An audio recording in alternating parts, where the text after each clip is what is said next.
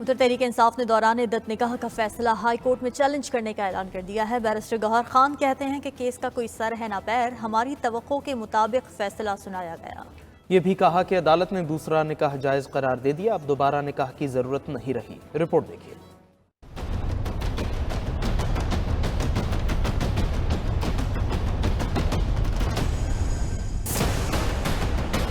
تحریک انصاف کا بانی P T I اور بشرا بی بی کے خلاف فیصلہ ہائی کورٹ میں چیلنج کرنے کا اعلان۔ بیرسٹر گوہر علی خان کا کہنا ہے کہ عدالت نے غیر اخلاقی قسم کے الزامات اور بیہودہ کیس میں انتہائی سخت سزائیں سنائی۔ یہ بھی کہا کہ آج بھی جج صاحب نے فیصلہ زبانی ہی سنایا۔ بے بنیاد غیر اخلاقی قسم کے ایلیگیشنز ذاتی زندگیوں میں جھانکتے ہوئے، سیاسی مقاصد کے لیے استعمال کرتے ہوئے ایک بیہودہ کیس میں بھی میکسیمم سینٹنس 7 سال تھی وہ ہو گئی ہے۔ آج بھی جج صاحب نے آرڈر سنایا، زبانی سنایا۔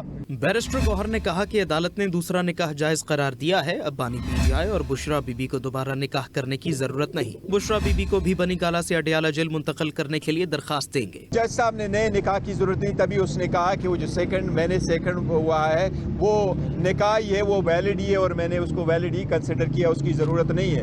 البتہ جو بی بی کو رکھا ہے وہ گھر میں، ہماری تو ریکویسٹ یہی ہے اور ہم اپلیکیشن بھی موو کریں گے کہ آپ نے بی بی کو کیوں رکھا ہے بنی گالہ میں؟ اس کو تو آپ نے ایک کمرے میں رکھا ہے، بند کمرے میں رکھا ہے، اس میں سے ایون اپنے کچن جانے کی اجازت نہیں ہے، اور اس کے سارے شیشے بھی کالے کر دیے ہیں، اور صرف ایک ہی کمرہ چھوٹا سا ان کے لیے رکھا ہے۔ تو ہماری ریکویسٹ بھی یہی ہوگی، ہم کورٹ میں بھی جائیں گے کہ ان کو بے شک باپ واپس اڈیالہ ہی لے آئیں۔ ترجمان تحریک انصاف نے بھی بیان میں کہا کہ نکاح کیس میں جج نے پورے نظام عدل کا سر شرم سے جھکا دیا۔ فیصلے کے ذریعے مضمون میں ایجنڈا آگے بڑھانے کی کوشش کی گئی۔ پی ٹی آئی ترجمان نے کہا کہ قوم بانی پی ٹی آئی کے ساتھ ہر ناانصافی کا بدلہ 8 فروری کو اپنے ووٹ سے لے